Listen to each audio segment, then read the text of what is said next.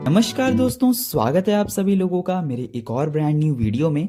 आज की वाली वीडियो में मैं आपको दिखाऊंगा मॉर्निंग से लेके नाइट तक का मेरा कंप्लीट डे रूटीन। ऐसा नहीं है कि कंप्लीट डे मैंने यहाँ पे पढ़ाई ही की है, बहुत सारी चीज़ें की हैं। सारी चीज़ें मैं आपको स्टेप बाय स्टेप बताऊंगा एंड आप अपना डे किस तरीके से मैनेज कर सकते हो वो भी चीज़ बताऊंगा। अभी से नीट एग्ज़ाम में सिर्फ 6 मंथ्स बाकी हैं एंड मुझे अपना सिलेबस कंप्लीट करना है by the end of December, ताकि मैं यहाँ पे कंप्लीट टेस्ट भी लगा सकूं।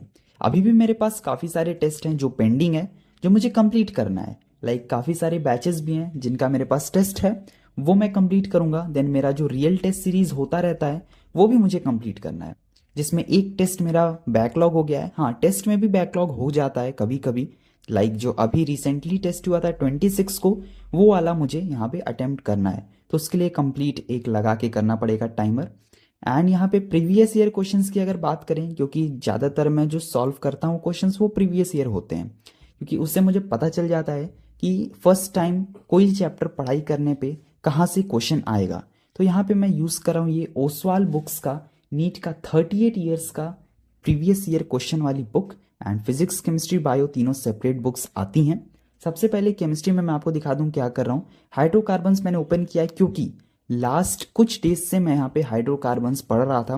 मैंने आपको नोट्स भी अपने टेलीग्राम चैनल पे डाल के दे दिया है, आप वहाँ से जाके ले सकते हैं।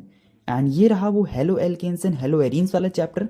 बुक में चैप्टर का नाम थोड़ा अलग है, क्योंकि ये अलग तरीके से दिया हुआ है अकॉर्डिंग टू नीट का सिलेबस।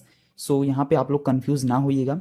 देन बायो की भी बुक आती है सेम में, आपको 2025 एंड 2024 का अलग से क्वेश्चन पेपर मिल जाएगा विद ओएमआर शीट। एंड आपको ट्रेंड एनालिसिस भी मिल जाएगा बुक में ही, plus short notes, revision notes, सारी चीजें आपको बुक में मिल जाएंगी, जिनसे आपका क्वेश्चन प्रैक्टिस के साथ बहुत ज्यादा हेल्प हो जाएगा। आप जो है अमेजॉन, फ्लिपकार्ट या ओसवाल बुक्स की वेबसाइट से भी बाई कर सकते हो, लिंक डिस्क्रिप्शन में है। तो गाइज अभी हम लोग छत पे आते हैं, क्योंकि मुझे दिवाली के लाइट्स निकालने हैं। काफ़ी दिन हो चुका है एंड अभी से फटाफट निकाल के एंड पैक कर देते हैं, ताकि अगले साल भी इनमें से कुछ तो हमारे अच्छे खासे यूज़ में आ सके। उसके बाद मैं आ गया नीचे एंड मैंने यहाँ पे कुछ और काम किया। मुझे केमिस्ट्री का ही आगे प्रीवियस ईयर क्वेश्चन सॉल्व करना था, तो उसको मैंने फटाफट सॉल्व किया। अराउंड 20-30 क्वेश्चंस मैंने किए थे। एंड मैंने टाइम बाउंडेशन में किया था, क्योंकि मैंने अभी एकदम ताज़ा ताज़ा पढ़ा था, तो मुझे सारी चीज़ें याद थी एंड क्वेश्चंस हो जा रहे थे। तो ये सब करने के बाद मुझे जाना था थोड़ा सा बाहर भी मम्मी के साथ, तो मैं यहाँ पे निकल गया।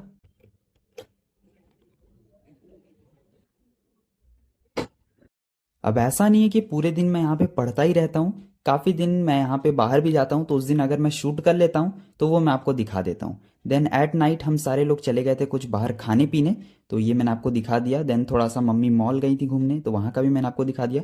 देन वहाँ से आने के बाद क्योंकि टाइम बचा था, तो मैंने सोचा कि सोने से पहले थोड़ा सा पढ़ ही लेते हैं, तो वही सिंपल मैं काम कर रहा था। अपने नोट्स वाले काम को अगेन मैं आगे कंटिन्यू किया, क्योंकि मुझे आइसोमेरिज्म भी कंप्लीट करना है। अब आप लोग कहोगे आपने रिवर्स डायरेक्शन क्यों लिया, आप 12th की केमिस्ट्री करके आइसोमेरिज्म पे जा रहे हो। तो ये सारी चीज़ें मैंने पढ़ रखा था, जस्ट मुझे रिवाइज करना था एंड मैंने इसका कोई नोट्स नहीं बनाया था, तो नोट्स में भी वही चीज़ें मैंने लिखी जो मेरे एकदम काम की थी, जो मुझे नहीं आ रहा था या फिर मैं भूल गया। तो फाइनली मेरा आइसोमेरिज्म यहाँ पे कंप्लीट हो चुका है। एंड अब मैं आपको थोड़ा बताता हूँ बायो एंड फिजिक्स के बारे में। इस केमिस्ट्री एंड फिजिक्स तो मैं यहाँ पे कंप्लीट कर ही रहा हूँ, साथ में मैं आपको दिखा देता हूँ बायो में अभी मैं कहाँ पर हूँ, क्योंकि अभी मैंने काफी दिन से बायो फिर रोक दिया था। पता नहीं ऐसा क्यों होता है कि तीनों सब्जेक्ट एक साथ मैनेज नहीं हो पाता है। कितना भी मैं ट्राई करता हूँ कि हाँ चलो एक साथ तीनों मैनेज करेंगे, तो नहीं हो पाता है। या तो फिजिक्स केमिस्ट्री हो जाएगा, या तो केमिस्ट्री बायो हो जाएगा, या तो फिजिक्स अकेले होगा, ठीक है। तो इसलिए मैंने यहाँ पे कुछ दिन के लिए बायो छोड़ दिया था पढ़ना।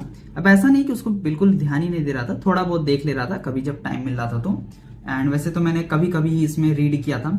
तो देखो बायो का ऐसा सीन है कि मेरा लगभग 11th क्लास का जो पार्ट है वो मुझे रिवाइज करना है, क्योंकि रिवाइज तो आपको 10 बार करना पड़ेगा। ठीक है, 11th का मेरा पार्ट है वो सब मैं एक बार पढ़ चुका हूँ, ठीक है।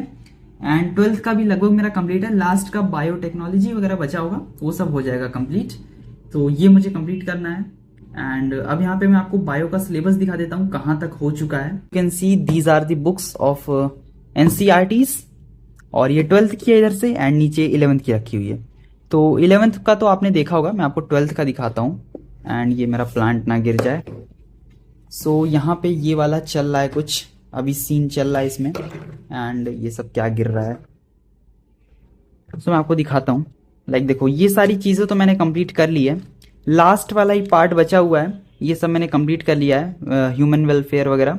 ये बायोटेक्नोलॉजी बचा है जो कि कंप्लीट हो जाएगा। आई गेस इसमें भी टाइम लगेगा ही, 1 हफ्ते से ऊपर ही लगेगा, क्योंकि चीज़ें ज़्यादा हैं पढ़ने को। मतलब मेजर पार्ट जो होता है हमारा बायो का 12th क्लास का, वो तो कंप्लीट है। लाइक मैं आपको एक बार दिखा भी देता हूँ।